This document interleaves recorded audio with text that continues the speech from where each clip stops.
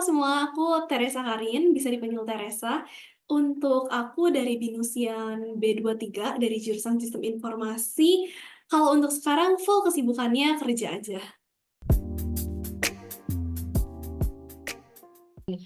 Oke, kalau untuk pekerjaannya di bidang apa, aku di fintech. Kalau misalnya teman-teman tahu di Kredivo, yang bidangnya di lending. Terus kalau misalnya untuk berapa lamanya, sebenarnya aku di PM, di role PM sekarang. Jujur, ini role PM pertama aku untuk pekerjaan full-timer, karena kerjaan aku full-time sebelumnya bukan di PM.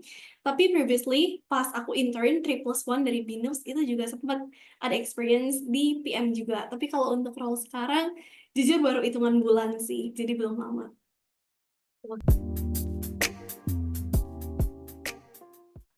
Oke, kalau kerjaan ini tahu infonya dari mana? Sebenarnya mostly dari almost dari semua kerjaan yang aku pernah dapat sebelumnya dan sekarang itu aku dapatnya dari LinkedIn sih. Jadi coba scroll-scroll LinkedIn, cari kira-kira dari role yang aku tertarik itu yang open itu ada company apa aja sih. Jadi aku coba explore di sana.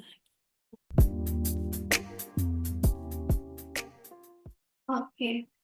Kalau sebenarnya dari LinkedIn, pas aku nge-scroll dari LinkedIn, itu sebenarnya aku udah punya set sih, kira-kira role apa aja sih yang pengen aku coba explore, atau role apa sih yang sebenarnya aku pengen fokus di karir aku, untuk nge-build karir aku. Nah, kalau misalnya balik ke pertanyaan, kira-kira sebelumnya itu memang udah tertarik di role ini atau gimana? Sebenarnya dari kuliah itu aku memang pengen coba di role PM ini sih. Mungkin kalau teman-teman terutama di jurusan SI ya, jurusan SI itu menurut aku pas banget sih untuk explore di bidang PM karena kayaknya PM itu cocok banget deh. Misalnya kamu belajar kayak user journey, design dan lain-lain itu semua kita perluin di PM gitu. Nah, kalau aku tahu role ini di LinkedIn satu, terus kedua emang aku udah set sih. Jadi aku pengen coba cari PM yang open itu ada company apa aja sih di LinkedIn begitu. Oke, kalau di kampus untuk SI di PM itu jujur banyak banget ya subjek yang relate ke kerjaan ini. Tapi kalau aku bisa bilang beberapa top subjek yang benar-benar relate itu pertama ada di Information System Analysis and Design yang kita belajar bikin use case, terus juga understanding user journey, terus juga bikin analisa kayak kira-kira kita punya problem ini kita bisa solve dengan solusi apa sih? Terus juga mungkin aku lupa namanya UI UX experience ya, if I'm not mistaken. Itu kan kita belajar terkait user kita, terus juga kita belajar terkait desainnya. Mungkin di sini kalau untuk PM kita tuh bukan yang ngedesain langsung, tapi at least kita harus ngerti nih, kira-kira user kita itu personanya seperti apa sih? Karena kalau misalnya kita nggak ngertiin user kita nggak ngertiin pain point mereka, gimana kita bisa tahu problem apa sih yang sebenarnya bisa kita tackle atau problem apa sih yang sebenarnya bisa kita solve dengan solusi yang mau kita propose gitu. Jadi mungkin dua subjek itu sih.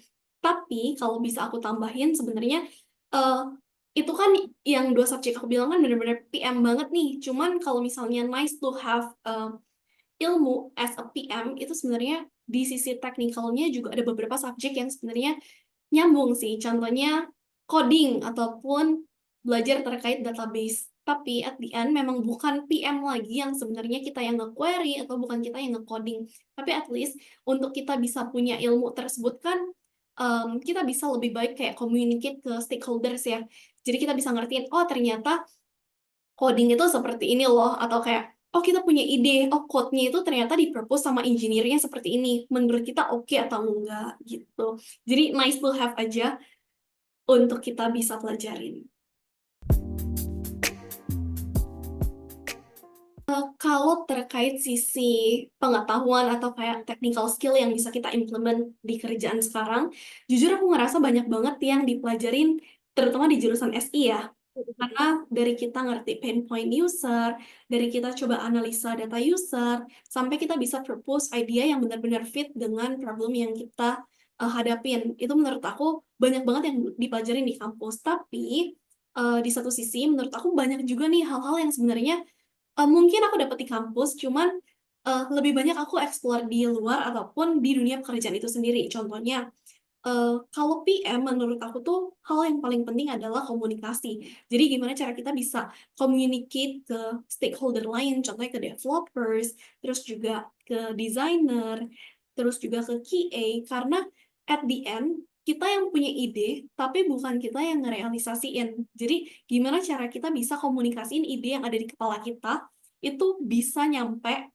ke stakeholder lain supaya apa yang mereka buat itu beneran loh sesuai dengan ekspektasi dari kita. Jadi kalau ditanya balik lagi, banyakan di kampus atau di luar, secara teknikal banyakan di kampus, cuman secara soft skill aku ngerasa lebih banyak hal-hal yang aku pelajarin langsung pada saat aku terjun ke PM ini sendiri.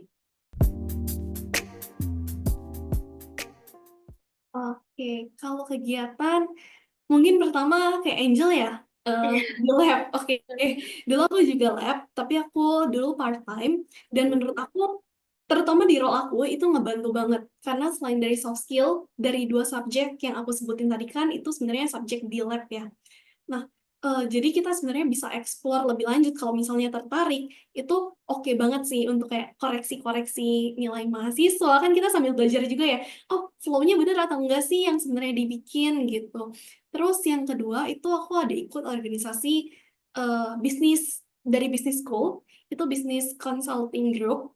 Binus Business Consulting Group. Jadi lebih ke kita di-training untuk ikut lomba. Jadi kalau misalnya nih teman-teman tertarik juga di bidang PM, menurut aku ikut lomba itu hal yang penting sih.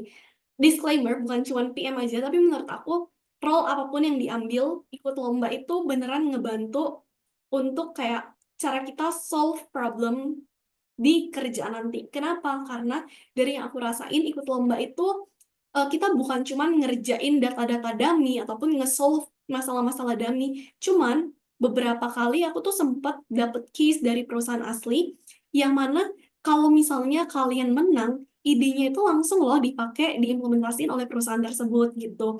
Jadi menurut aku ikut lomba itu suatu hal yang penting karena, ikut lomba itu kan biasa tim juga kan. Jadi, kalian bisa, collaborate dengan teman-teman dari jurusan lain.